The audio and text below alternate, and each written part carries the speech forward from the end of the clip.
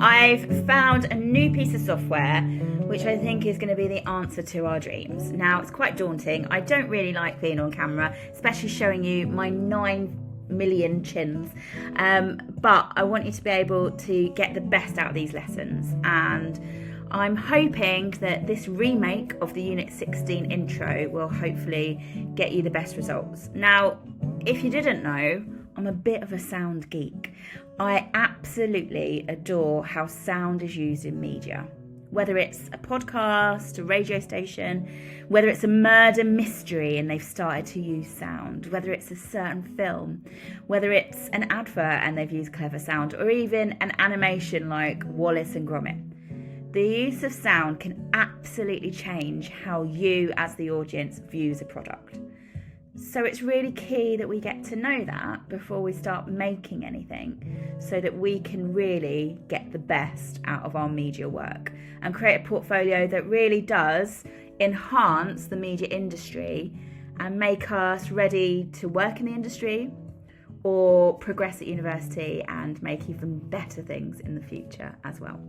So Unit 16 looks a little bit like this. Okay, it's just going to be an intro, but what I'd like you to do is to think about what you want to achieve from this unit. You absolutely can get a distinction. See over here?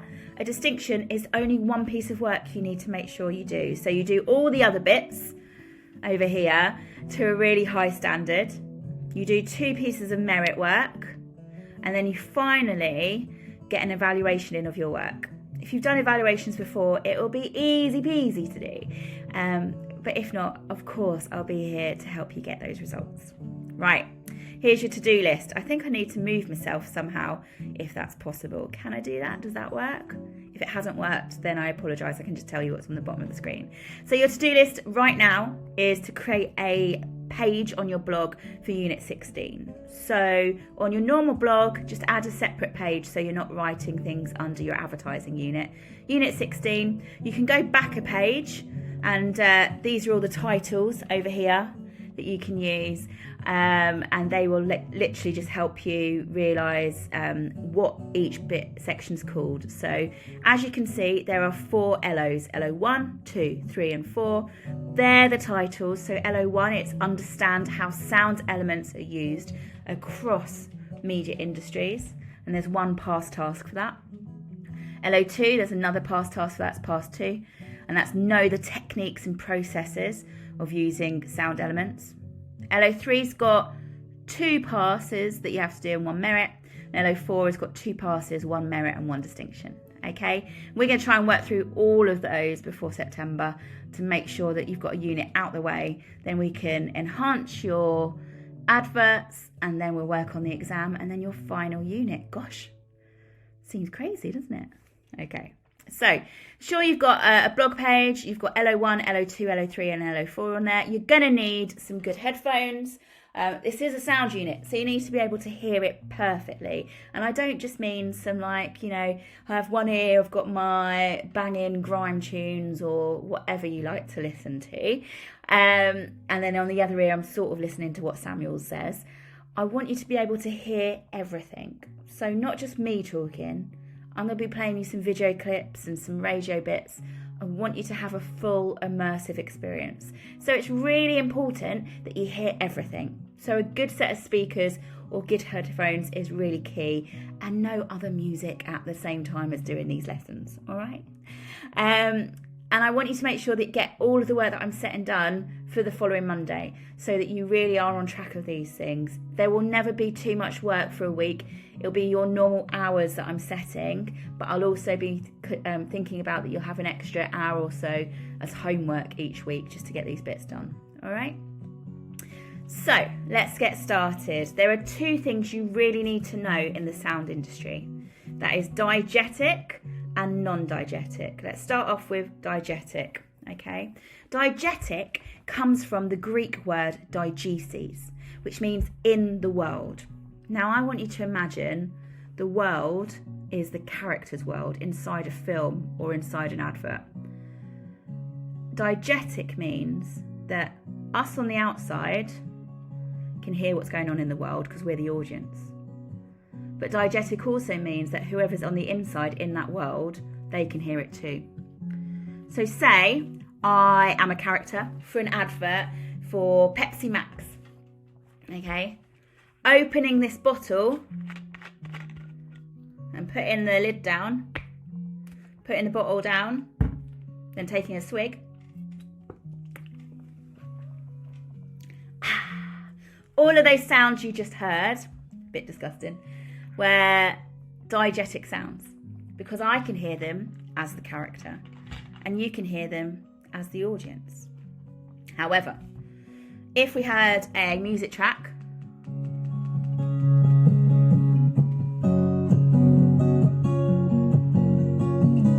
and you suddenly had a voiceover, introducing Pepsi Max, usually in a full bottle, to be drank and give you energy with extra cherry. You see, I didn't say that. That was a voiceover, all right? You know I'm crazy. But that's non-diegetic. So the music added on top adds atmosphere, but it's not inside the character's world. It's on top. So only the audience would hear that. The voiceover wasn't part of a conversation that the characters were having. It was a voiceover on top. So that's non-diegetic. Diegetic is in the character's world. Non-diegetic is added to the character's world to help you storytell a bit better, or help you cause a better atmosphere, or really just talk to the audience. Whereas non-diegetic kind of talks to the characters. Okay? Read through these two definitions down here if you just need to make sure that you know those. You might want to jot them down, and then that way we're on track with everything. Moving on. So, if you want to, I just forgot, we've got one little bit here. I'm going to play you a scene from The Girl on the Train. You might have seen this film before. What I'd like you to do is to listen really carefully, and I want you to list down what diegetic sounds you hear and what non-diegetic sounds you hear. So diegetic, remember things like breathing, footsteps, dialogue. And non-diegetic is voiceovers, narration, music. Think about, what do you hear when you watch this clip, okay? So.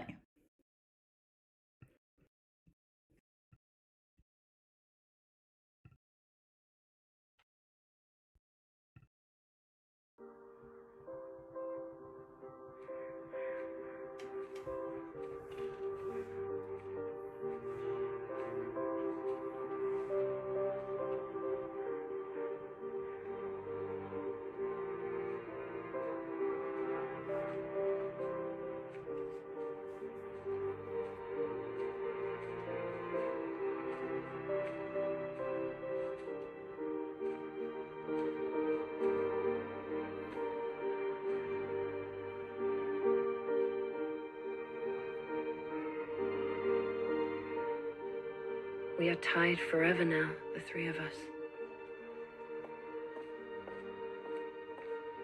Bound forever by the story we share.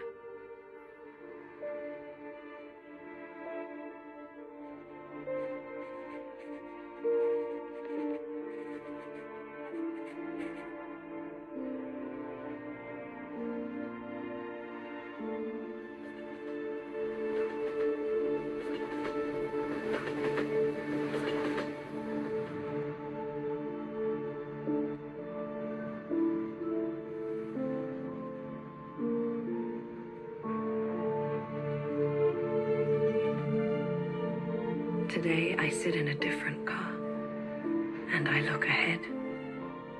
Anything is possible, because I am not the girl I used to be. Okay, so she's not the girl she used to be. Let's swap me over. Ooh, am I coming back?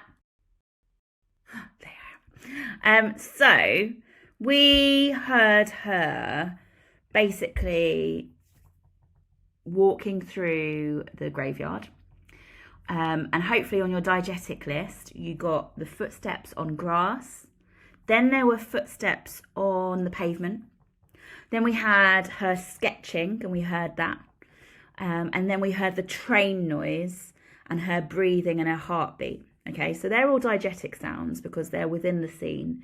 They tell us a story that is in the character's world.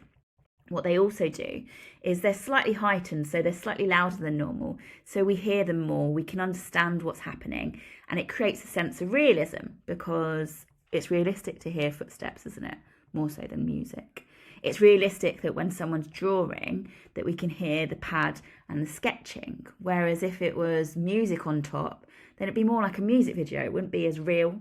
So diegetic sounds are really key to add that realism and tell the story that way.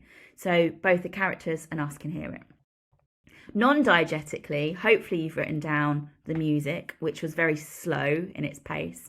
And it started really quiet and then it crescendoed, which means it got louder in Italian. So it crescendoed higher and got louder as it did.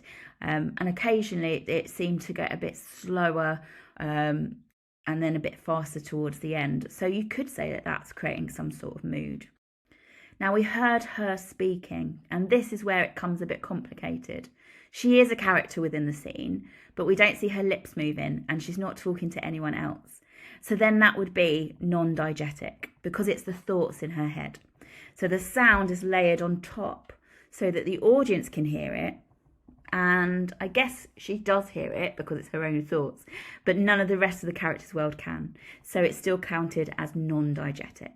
Okay, I've given you the answers there. What I'm going to ask you to do on this next one that we have is to watch it. And I want you to make two lists, one for diegetic, one for non-diegetic. You can either do it on a Word document or in your book.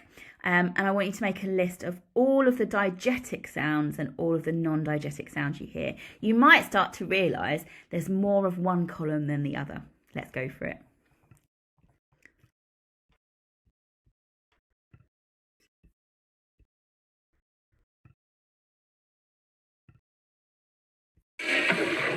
Somebody once told me the world is gonna roll me. I ain't the sharpest tool in the shed. She was looking kind of dumb with her finger and her thumb in the shape of an L on her forehead. The years start coming and they don't stop coming. Fed to the rules and I hit the ground running. Didn't make sense, not to live for fun. Your brain gets smart, but your head gets dumb. So much to do, so much to see. So what's wrong with taking the back streets? You'll never know if you don't go. You'll never shine if you don't glow. Hey now, you're an all-star. Get your game on, go play. Hey now, you're a rock star. Get the show on, get paid. Only shooting stars break the mold. It's a cool place, and they say it gets colder. Hold up now, wait till you get older. But the media men beg to differ, judging by the hole in the satellite picture. The ice we skate is getting pretty thin. The water's getting warm, so you might as well swim. My world's on fire, how about yours? That's the way I like it, and I'll never get bored. Hey now, you're an all-star. Get your game on, go play. Hey now, you're a rock star. Get the show on, get paid.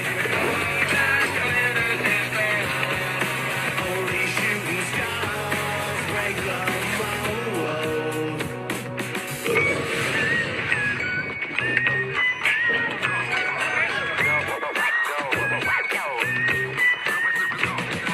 Hey now, you're an all-star. Get your game on, go play. Hey now, you're a rock star. Get the show on, get paid. Only shooting stars break the mold.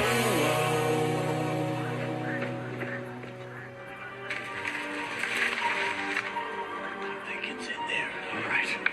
Let's get it. Do you know what that thing could do to you? Yeah. It'll grind your bones for its bread. Yes. Well, actually, that would be a giant. Now, ogres, they're much worse. They'll make a suit from your freshly peeled skin. They'll shave your liver, squeeze the jelly from your eyes. Actually, it's quite good on toast. Back! Back, please! Back! I warn you!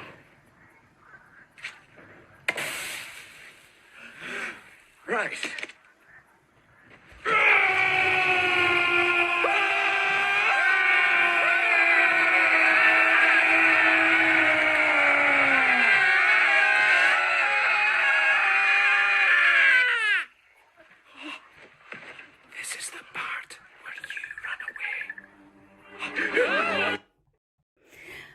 Okay, so I don't know if you heard in the middle of that, I got a knock on the door. The beauty of teaching online, hey? So hopefully you managed to make a big list there, and you're able to write down what was diegetic, so in the character's world, and what was non-diegetic. If you didn't manage it, rewind the video and watch that little bit of Shrek again. Let's move on. So this is the main task I'd like you to do. In future lessons, we're going to look at what sound really means. So when we listen to sound, it can often tell us what the genre is of a piece, or how it makes us feel, or it can create emotion, or it can heighten something for us. It can tell the audience the answer before anyone else knows. Sometimes in like The Line of Duty or other of those crime shows, the change in music really gives the game away. So what I'd like you to do is choose either the Girl on the Train clip or Shrek. And I'd like you to write a paragraph about the sounds that you identify there and whether the sounds tell you something. So does the music tell you anything about the mood of the piece? Does the certain sound effects create any messages or ideas for the audiences?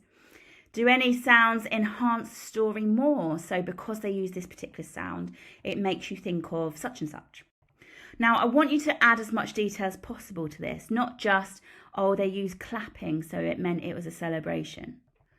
It would be more like, to enhance the feeling of a celebration, the producers used a sound effect of clapping, which tells the audience that this would be something we would associate with celebrating and parties, and give the whole piece a bit of an upbeat feel.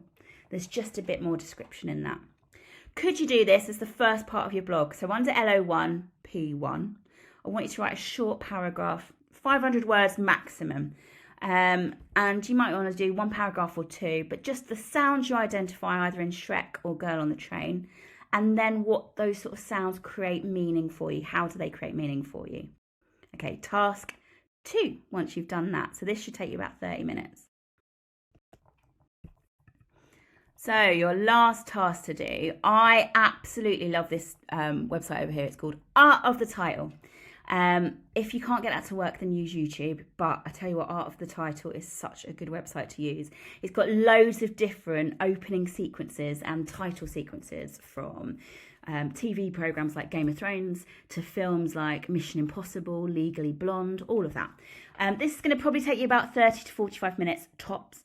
But what I'd like you to do is to find 1 or 2 videos and put those on your blog. And I want you to write about the impact of the sounds that they use for the audience. Don't forget to use keywords like diegetic and non-diegetic. List the sort of sounds that you hear, and what does that do to tell you about the piece? What kind of mood does it set? How could it be improved? Do you think that actually the sound is pretty poor, and actually what they could have done is added more sound effects to make it more realistic? Or if it's a comedy, maybe they needed more slapstick sounds. I want you to talk about how this sound affects the media piece. What do you think? Okay, it's going to take you about 30 to 45 minutes, probably an hour tops, but I'd love you to go and have a look at 1 or 2 extra opening sequences and then add those to your blogs. So by the end of the lessons for this bit, you should have a paragraph either on Shrek or Girl on the Train, and 1 to 2 paragraphs on 1 or 2 other opening sequences that you can find.